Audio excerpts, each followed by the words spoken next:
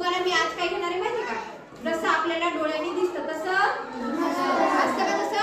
तसं आपल्याला बऱ्याचदा असं दिसतं पण तसं नसतं. तर त्याचं एक प्रत्यक्ष तुम्हाला कृती दाखवणार आहे. ओके हा, कृती अशी आहे की हे आहे, हे बघा, हे आहे 5th A.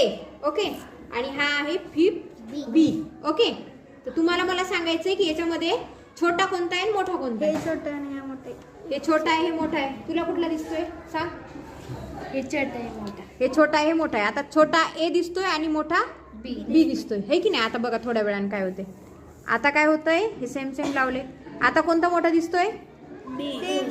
B छोटा दिसतो आणि A मोठा दिसतो. आधी कोणता मोठा दिसत होता? A छोटा दिसत होता. आता A मोठा दिसतो, है की नाही? हा, पण वास्तविक बघता हे असं आहे का? नाहीये. कार्तिक सांग बरं काय?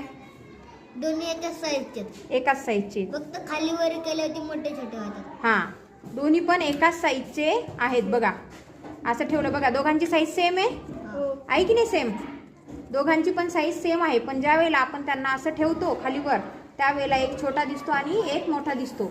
कुठेही ठेवा, एक छोटा आणि एक मोठा. म्हणजे याच्यातून आपण काय शिकलो की जे आपल्याला रिअल मध्ये डोळ्यांनी दिसत असतं तसं नसतं. असतं का? हा, म्हणजे मग कधी कधी आपला दिमाग पण धोका खातो. आपल्याला गणितात पण आपल्याला वाटते याचं हे असेल, पण त्याचं ते उत्तर नसतं. आलं का लक्षात? कधी पण, म्हणून कधी पण डोळ्याने दिसणारे वस्तू पण रिअल मध्ये 100% आपल्या शोर विश्वास ठेवता येत नाही. जे ठेवता येतो का?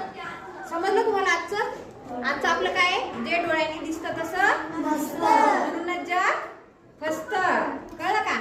एक म्हण आहे ना, आपल्याला माहिती आहे ना, दिसतं तसं नसतं म्हणून जग फसतं. म्हण आहे, माहिती की नाही? हो. ठीक आहे, ओके, थँक्यू.